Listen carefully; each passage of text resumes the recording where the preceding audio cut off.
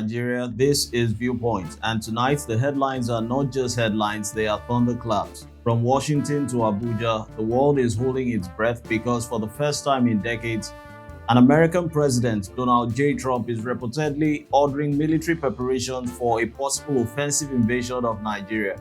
His reason, allegations of a Christian genocide. But while the international press goes wild, Abuja is practically playing chess.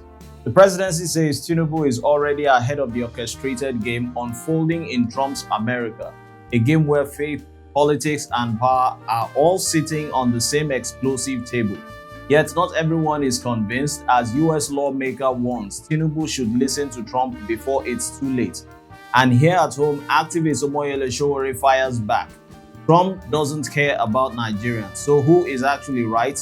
Is this a test of sovereignty or a storm of propaganda dressed as divine justice? Is the US flexing its muscle over faith or over influence? And what does it mean for a government still battling to define its credibility at home while fighting for legitimacy abroad?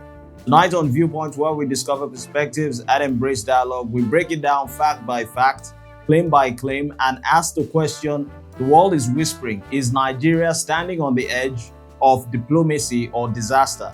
I'm Adeawa AI. Join us shortly.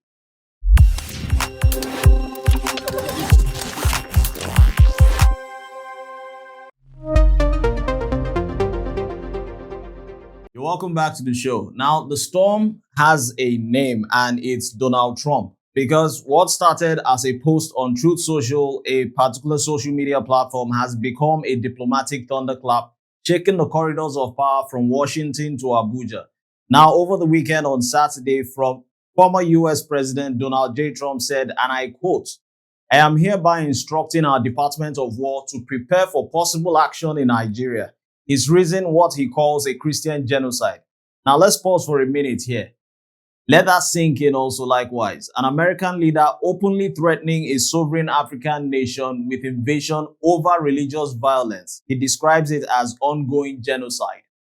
Trump didn't just stop there. He called any possible attack fast, vicious, and swift, threatening to cut all aid and warned that unless President Bola Ahmed Tinubu acts immediately to stop the killings, the US would go on guns a-blazing. Now, that's not diplomatic language, that's war talk. That's power wrapped in a moral outrage aimed at a country still struggling with internal fractures of faith, tribe, and trust. Peeling it short apart, first, the facts. Yes, Nigeria has seen an unending wave of killings, many in Christian communities in the Middle Belt, in Benue, Plateau, Kaduna. Thousands have actually died, entire villages wiped out, and families and even persons displaced. The violence is real, the grief is raw, and the government's silence often feels deafening. But here's the question: is it genocide, or is it a tragic symptom of a state that's losing control over its own peripheries? When Trump uses the word genocide, he isn't just describing tragedy, he's justifying action, because in international politics, genocide isn't just a word, it is a trigger for intervention, for sanctions, and for war. Now, geopolitics, talking about that, Trump's post isn't happening in a vacuum. He's running for re-election. He's speaking to America's powerful evangelical base, a bloc that views Nigeria's Christian population as brothers and sisters under siege. So when Trump says we will defend Christians, he's not just talking foreign policy, he's talking campaign strategy. He's playing the old tune of moral warfare with Nigeria as the drumbeat. Meanwhile, in Abuja, silence followed by denial. Presidency sources or presidential sources say that Tinubu is ahead of the orchestrated game. But what game really here is the question now?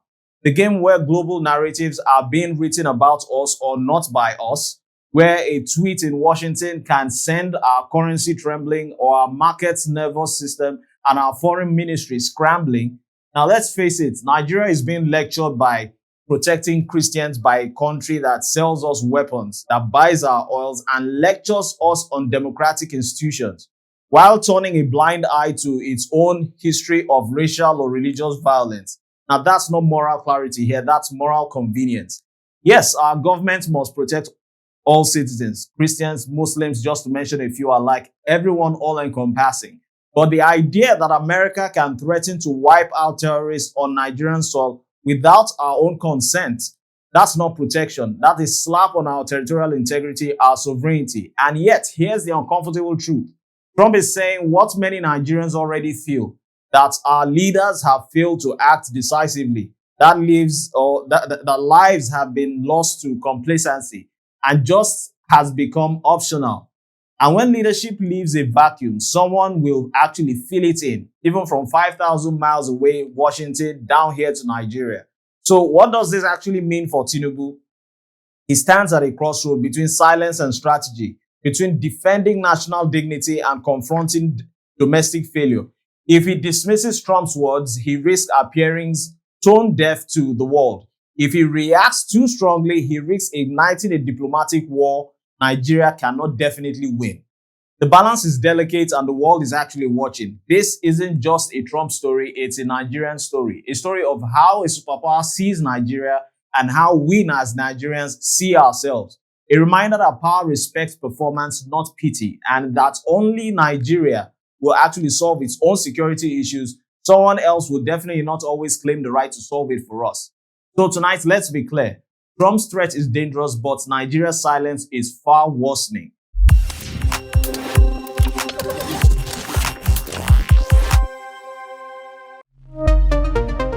Now, still on the orchestrated game, according to Tinubu, not the game of football here, not the game of chance, but the game of power. The political temperature between Abuja and Washington is hitting boiling points, with threats from Donald Trump embarking on military actions over what he calls Christian genocide, like I began by saying. And here at home, President Tinubu is saying he's ahead of the orchestrated game. But what does this really mean? Who's playing the game and who is actually being played here? According to the presidency, the Tinubu administration saw this coming a long time coming. His spokesman, Bayo Onanuga, says the president had already told Nigerians' news service chiefs to stop making excuses and start delivering results.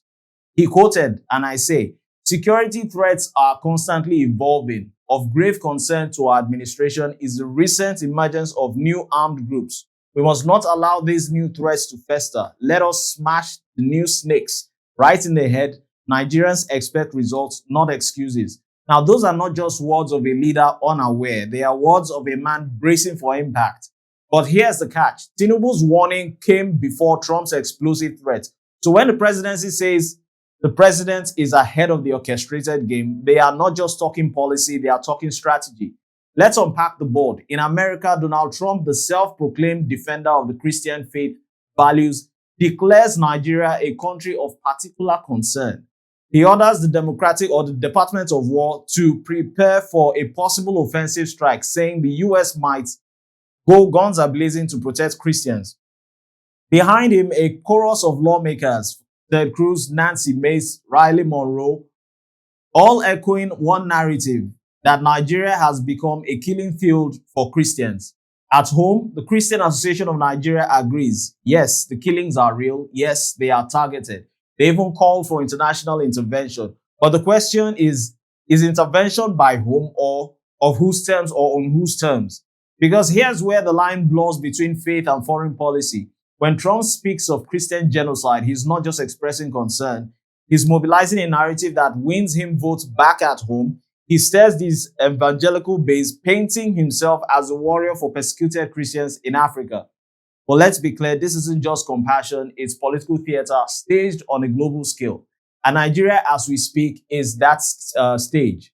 So when Tinubu says he's ahead of the game, perhaps he's recognizing that this is not just about sectarianism or religion, it's about leverage. Because the moment Nigeria becomes a symbol of a failed protector of Christians, the West earns the moral right to intervene politically, militarily, and also economically. So what's the stake here? Number one, our sovereignty. Number two, our reputation. And number three, the narrative. Who is dictating the narrative, the US or Nigeria?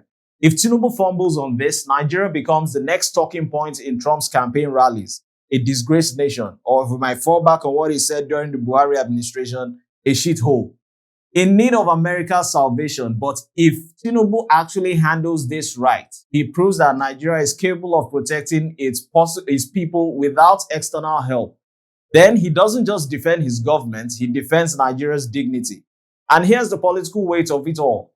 The US knows that Nigeria is not just another African nation, it's Africa's biggest economy, a democratic heavyweight, and a spiritual powerhouse. Call it from different faith angles.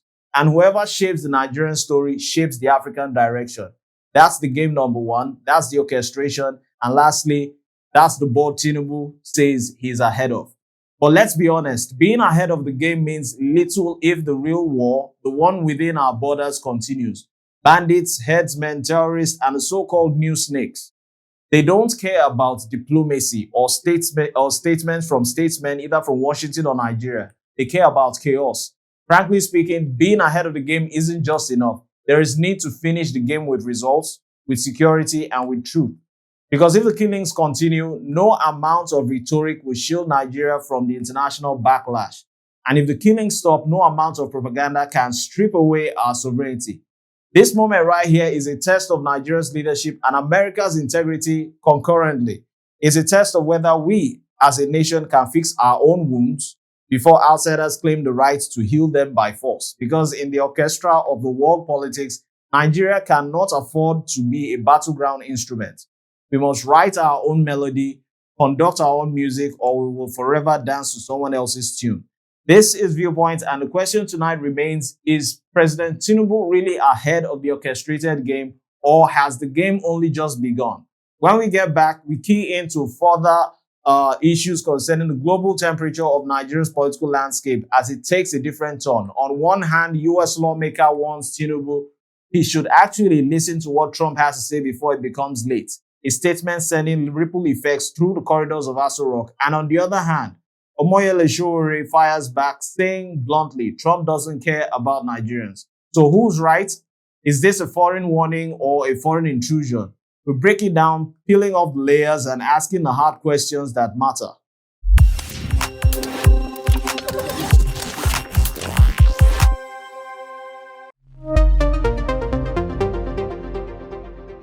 You're welcome back to the show. Now, a blunt warning from Washington that sounds more like an ultimatum than diplomacy, and a question that will follow Nigeria for months. Will we listen before it's too late? On one side, US lawmaker Riley Moore has publicly urged President Tinubu to cooperate with President Donald Trump, warning that failure to act fast to stop the killings of Christians could invite US military intervention. On the other side, the White House has acted. Nigeria has been labeled a country of particular concern, and US officials have ordered military planning to begin. This is not just rhetorical posturing, this is actually policy trajectory. Listen to the language. Prepare for action. Country of particular concern. Do not test his resolve. These are soft diplomatic phrases. They are leverage. When an external power frames your internal violence as a moral failure, it's both delegitimizes your government and justifies intervention. That's what these statements are actually saying, whether you like it or not. Let's set the record straight with facts. Nigeria is bleeding. Banditry, armed header farmer clashes, Boko Haram, splinter groups have actually killed and displaced thousands across regions. Many victims are Christians. Many are also Muslims side by side. The violence is complex, geographic, economic, and also criminal, as much as it is sectarian. Yet, the narrative being pushed in parts of Washington is simple. This is a Christian genocide. Act now or we will. So why does it matter politically? Because narrative becomes policy. Call it what you will, genocide, targeted attacks, or criminal rampage. When the US casts the frame and marshals votes behind what they have to say, the world begins to see Nigeria through that frame, and frames shape action, sanctions, aid, withdrawals, even military planning. Now, about the advice, Tinubu should listen. The lawmaker's warning is two things at once: a threat and an offer. Cooperate or you might get help. Resist and risk coercion. That's the calculus being placed on the table of our president. But let's be honest with ourselves. Cooperating on what? Joint operations, intelligence sharing, or accepting terms that erode our sovereignty. These are three things. Cooperation that stabilizes communities is one thing. Cooperation that hands the strategic narrative and therefore strategic control to a foreign power is another.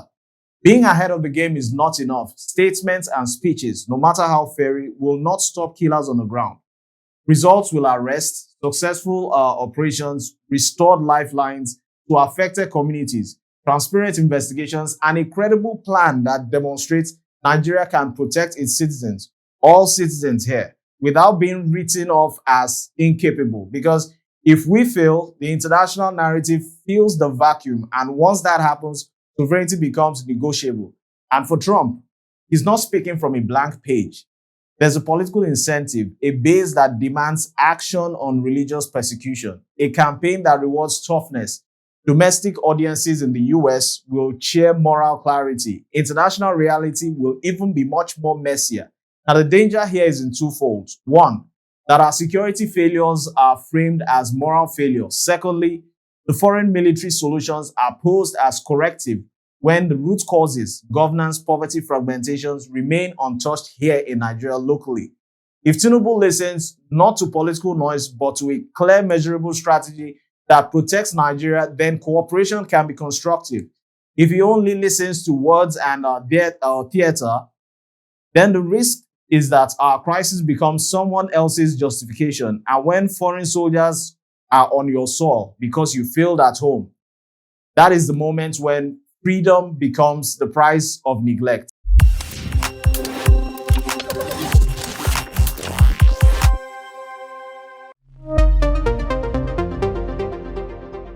Now, still on genocidal talks and remarks on threats of invasion across our timelines, across our churches, across our mosques, across our living rooms, the debate keeps on burning. Is America about to save Nigeria, or will actually save ourselves? But into the storm walks one particular voice which is quite defiant, quite familiar, and fearless. Omoyele Sowore, and his words cut through the noise. Trump doesn't care about Nigerians, not Christians, not Muslims, or anyone else. Now, Sowore's reaction is not just another activist outburst. It's a warning born from history. He reminds us that America's wars of liberation often leave liberation buried under rubble. He points to Iraq, Libya, Syria, Afghanistan, and many more nations promised freedom through foreign firepower and left fractured by this same promise of firepower. Sowore's message is simple but profound. Do not clap for bombs just because they are wrapped in your religion. Don't cheer for invasion just because it comes with a slogan of protection. Because when foreign jets leave your skies, they take your sovereignty with them. Being honest, Trump's sudden obsession with Christian genocide is less than faith and more about politics. He's a man campaigning for a comeback, and Nigeria, once again, is a convenient stage scenery. It's not about our people, it's about his base. It's not about our pain, it's about his own power globally. Trump says we will wipe out Islamic terrorists, but Sowore asks the harder question: who made them stronger in the first place? Because every time America fights terror abroad, new groups emerge from those same terror ashes. Every time they drop bombs for freedom, chaos multiplies in the name of peace. And so when he warns, don't let Nigeria become the next freedom project, because history's scorecard is written in blood and broken borders. But Sowore doesn't stop at warning America or Nigeria either. He turns a mirror deep right into Aso Rock. He says our real problem isn't in Washington, it's right here in Abuja. He calls for legitimate and accountable leadership, not photo operations, not press statements, but leadership that actually projects all Nigerians without waiting for a foreign savior. He writes, our deliverance will never come from abroad. It must come from within, through real leadership, not the Tinubus of this world. Now, that's not just critique. That's indictment. It's a call to every Nigerian politician hiding behind diplomacy and delay while villages are actually on fire. Because when a government fails to act, others will act in its place. And that's how sovereignty dies. Not with the invasion, but with the inaction. Facing the numbers, in the past decade, over 60,000 Nigerians have been killed in conflicts tied to terrorism, banditry, and farmer-header clashes.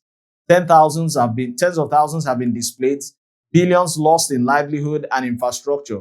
Yet, for all the talk of reforms, Nigeria remains a place where justice is rare and accountability is slower than grief.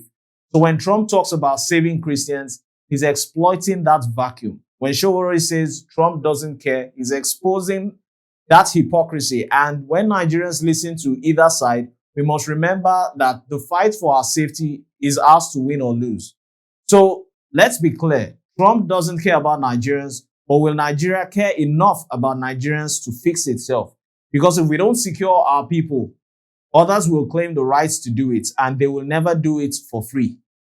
If we don't heal our divisions, others will weaponize them, and they will never do it out of love. Showere's message may sound radical, but it's rooted in the truth we keep avoiding.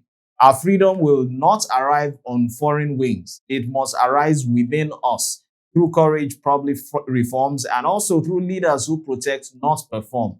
So the question tonight is not whether Trump actually cares about Nigeria, it's about whether we ourselves practically care about ourselves.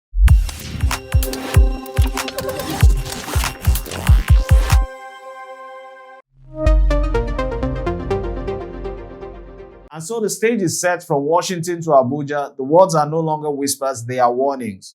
Trump orders military airstrikes or preparations. Tinubu is ahead of the game. Listen before it's too late. These are directives to Tinubu. And then Showere's voice cutting through it all. Trump doesn't care about Nigerians. But beyond the headline lies a deeper struggle between sovereignty and survival, between diplomacy and defiance.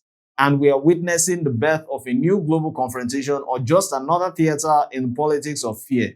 One thing is clear, Nigeria's story is no longer told in whispers. It's echoing practically through the halls of global power across continents. The question is, who writes the next narrative or chapter? Trump, Tinubu, or the Nigerian people? That'll be all on Viewpoint, where we discover perspectives and embrace dialogue. I've been your host, Odiawa AI. Thanks for watching.